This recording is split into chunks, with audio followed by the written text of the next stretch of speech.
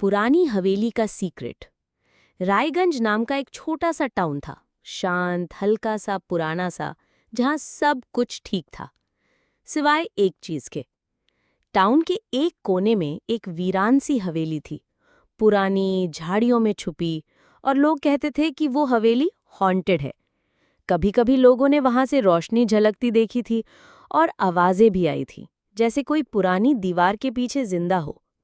आरव एक ज्ञानी, थोड़ा थॉटफुल लड़का था, और उसकी दोस्त मीरा एकदम तेज, चालाक और डेयरिंग।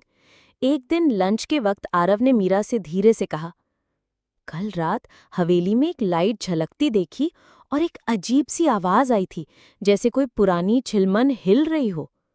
मीरा ने तुरंत कहा, फिर तो हमें जरूर चलना चाहिए, कुछ तो छुपा है वहां।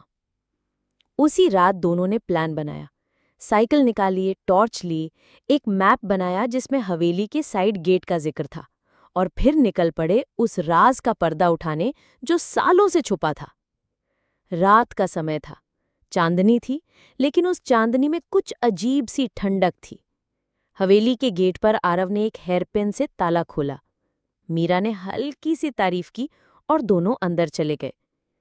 हवेली के अंदर सब कुछ वीरान था, पुराने झूले, पत्ते बिखरे हुए, और एक कोने में एक पुरानी घड़ी टिक टिक कर रही थी, जैसे वक्त रुक गया हो। जैसे ही दोनों आगे बढ़े, मीरा की टॉर्च ब्लिंक करके बंद हो गई।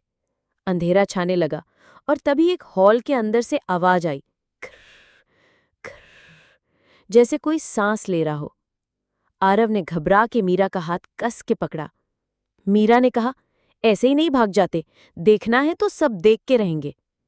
आरव का चेहरा जर्द पड़ गया, लेकिन वो रुक गया। तभी एक लंबा सा साया सामने आया, वाइट आंखें, चादर में लिपटा हुआ। दोनों चीख मार के पीछे भागे, लेकिन मीरा रुक गई। उसने कहा, कुछ तो अजीब है।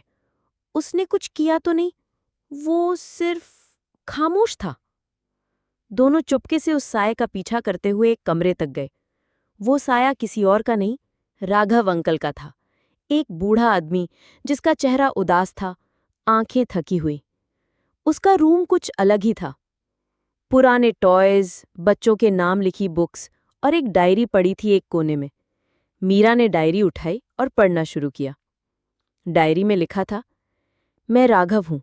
ये हवेली एक अनाथ आश्रम थी। यहाँ 23 बच्चे रहते थे। मैं उनका केयरटेकर था। जब सरकार ने इस जगह को बंद किया, सब चले गए, पर मैं रह गया, उन यादों के साथ जिनके बिना जिंदगी अधूरी थी।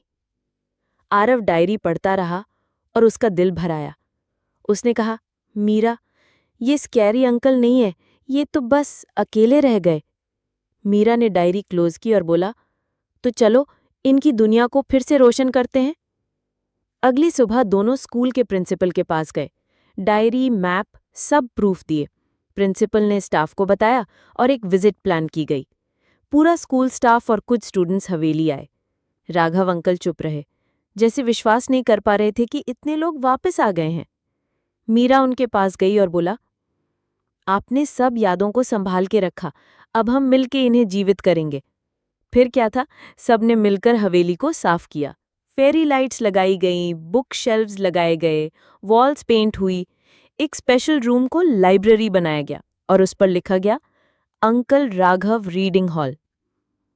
इनॉग्रेशन के दिन मेयर आया, रिबन कट हुआ, बच्चे पढ़े, खेले, मजे किए, और एक कोने में राघव अंकल रॉकिंग चेयर पर बैठे मुस्कुरा रहे थे। उनकी आंखों में आंसू थे, पर वो आंसू दर्द के नहीं, सुकून के थे। और तभी हवेली की एक पुरानी शीशे की खिड़की से सनलाइट अंदर आई और लाइब्रेरी में एक डिवाइन ग्लो छाया, जैसे पुरानी दीवारें भी खुश हो गई हों। आरव और मीरा को स्कूल ने ब्रेवरी एंड काइंडनेस अवार्ड दिया। उस दिन हवेली का राज खुला नहीं, वो हवेली जिंदा हो गई। उसके दीवारों से सिर्फ हवा नहीं, खुशी के गीत बजने लगे।